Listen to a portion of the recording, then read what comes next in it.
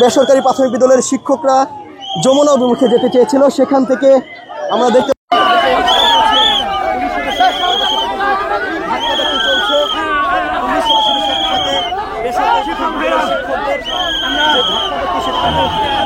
পাচ্ছি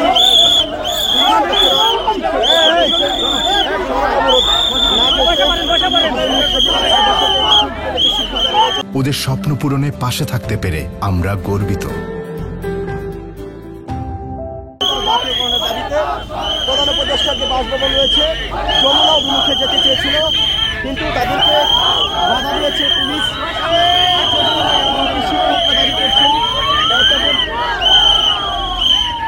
শিক্ষকরা দাবি করছেন তাদের 10-এর অধিক শিক্ষক আহত হয়েছেন, এমনকি কিন্তু বলছেন।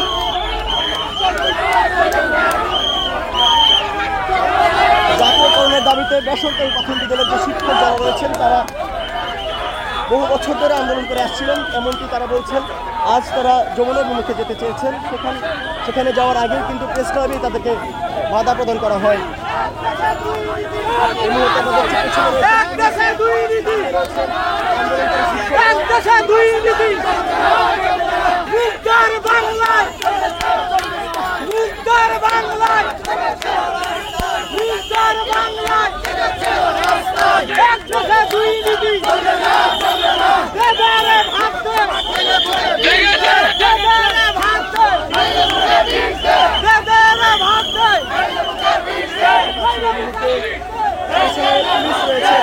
সামনে আন্দোলনকারী শিক্ষকরা রয়েছেন যারা দাবি করছেন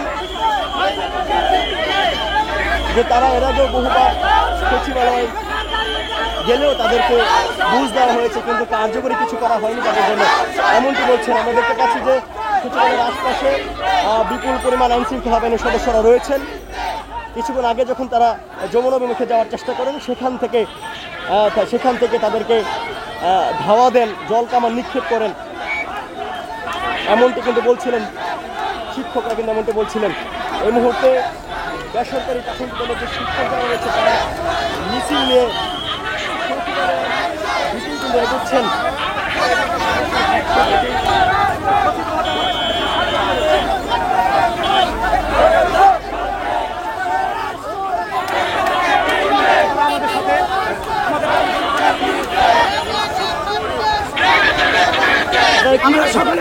আপনারা কি দাবিতে এসেছিলেন? আজকে কি দাবিতে এসেছিলেন?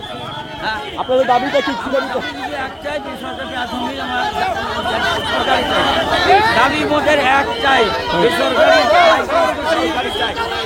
দাবি মোদের এক চাই। কি দাবিতে আসছিলেন?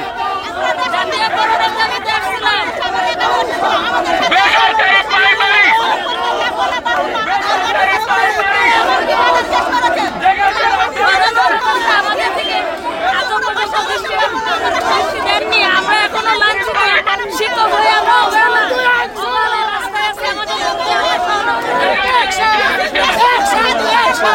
দেখছি এই মুহূর্তে বেসরকারি প্রাথমিক বিদ্যালয়ের যে শিক্ষক যারা রয়েছেন তারা বিক্ষোভ করছেন, এখানে রয়েছেন পুলিশ সদস্যরা। পুলিশকে আপনাদের মারধর করেছে কিনা? জি, পুলিশ মারধর করেছে কিনা? আমাদেরকে দাওয়াত দিছে এমন আমাদের প্রেস ক্লাবে ওখান থেকে এই পর্যন্ত ওনারা লাঠি চার্জ করে দিয়ে আসছে। আপনাদের কতজন পুলিশ আহত হয়েছে? আপনাদের কতজন শিক্ষক আহত হয়েছে? আমাদের প্রায় অনেকে আহত আছে। আন্দোলন করছিলেন? জি, আমরা বিগত 15 সাল থেকে কেন আপনাদের দাবি মেনে নেওয়া হয় না? আমরা জানি না, আগে আমরা আওয়ামী লীগের হয় নাই, কিন্তু এখন আমাদের